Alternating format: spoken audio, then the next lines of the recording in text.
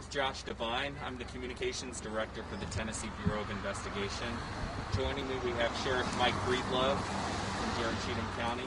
We have also Lieutenant J.D. Blackwell from the Tennessee Highway Patrol.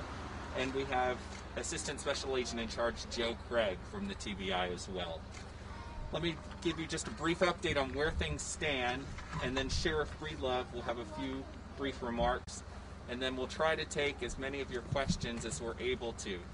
Please bear in mind on the front end, this is a very fluid situation.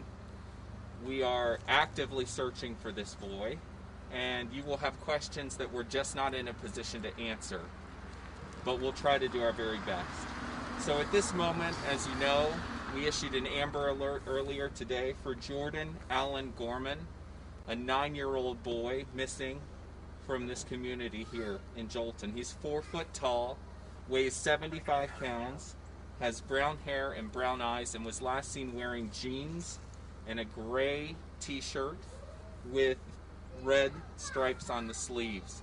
It's important to note, at this point, we don't have reason to believe that he was wearing shoes at the time that he disappeared. So that's something that we wanted to provide as well. So what's happening right now? We have 5 law enforcement-led search teams who are out and about searching in this very rugged, this very wooded area for any sign of this missing boy. They are focused on the area immediately surrounding areas, including the family's home, which is nearby here on Valley View Road.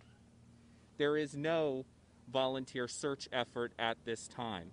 That's something that if we need to revisit down the road, we certainly will. We would encourage residents in this immediate area, really for a mile, 2 miles, search your property while there's still daylight today. Walk around your property line. Look in your sheds. Take a look at your deer cams if you have them. Look in your crawl space.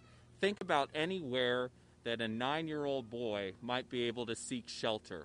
Please remember, it was very, very cold. Temperatures were below freezing in this part of Cheatham County last night, and it's expected to be just as cold tonight. So we have an imminent concern for this child's well-being. And of course, if you spot this boy, or if you think you might have spotted this boy at any point over the past 24 hours, we would urge you to call 1-800-TBI-FIND. We have intelligence analysts who are standing by right now to take your information, and agents and other investigators are chasing down those leads as they present.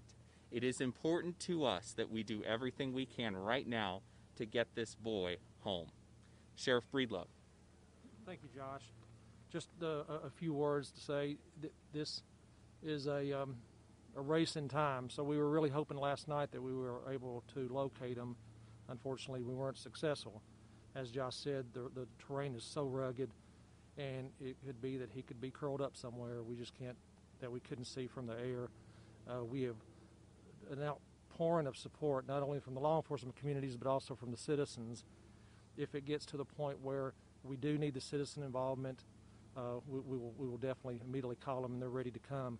But as Josh said, for everyone living around this area, please check, because your property and your outhouse and buildings and everything, because we don't know if he got a mile away from us or 2 miles. We don't know. He's a little boy. He's only 4 foot tall, and he only weighs 75 pounds. So he's just a very small child, and we're doing everything we can to locate him, and we hope we do before the sun sets again.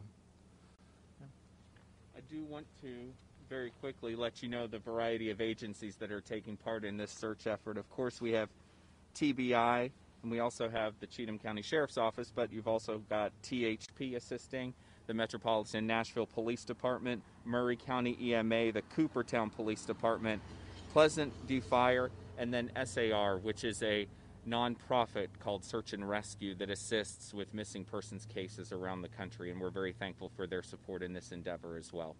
At this point, we'll try to take questions. Can you guys confirm for us the circumstances behind him leaving his home? What was that? Not at this point. Those are details that we're still actively working to put together. Of course, we want to know how we got to this point. Our primary focus right now, though, is ensuring that we're doing everything possible to find and locate him and bring him home. Do you know if Jordan has a history of leaving the home or anything of that nature? Again, that's not a detail I'm at liberty to discuss at this point. When was the last time the child was seen? Yesterday morning. We saw the helicopters, dogs. What resources are being used out there? So pretty much anything and everything. Like I mentioned, we've got a variety of law enforcement agencies. TDOC had their canines out searching. We've had air support from TBI, from the Metro Police Department, also, of course, from THP with specialized equipment that can help locate things. Sheriff, anything you'd like to say on that front?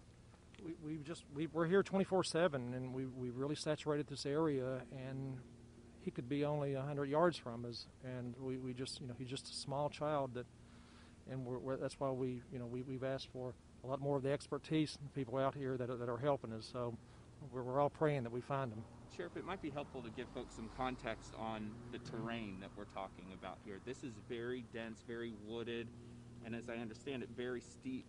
Very sort steep of ravine that we're talking about here Right, as well. we're talking about drop-offs, and we were out last night, and we were out at 3 this morning in the woods, and there's lots of drop-offs, lots of crevices and holes and rocks, and it's just it's a rough terrain for any small child to be in.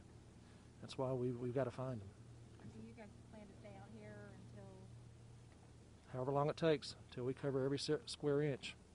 A neighbor said that there's a creek down below. Yes. We, We've been through the creeks and with four-wheelers as well as tracker dogs. They were out tracking last night from all the way to about 3 to 4 this morning. So yeah, we're covering everything. We're hoping with the sunlight and the fact that the leaves are off the trees that it's going to make it a little bit easier for us to locate them. So the parents were the last ones to see him yesterday morning, and then the search started last night. Is that correct?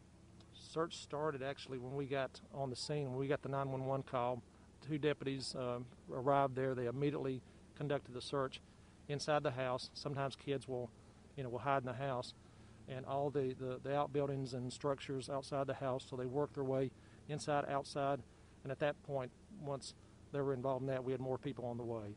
This was a 9-year-old child, so it's not like a teenager. This is a small boy in a rugged area, so we knew the severity of it. But it sounds like there was some missing time there between the time he was last seen and the time you guys were called. Is that correct? Yes.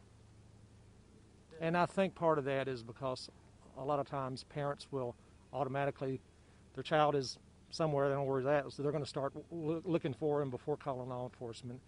And we could see that happening. So there was a little bit of delay. The property where the house is at, do they live in that house up there at the front, or do they live further back in that property? There's, I believe, 3 or 4 structures, houses so they live a little bit farther back. And all the other houses there, structures were searched as well. Last question, please.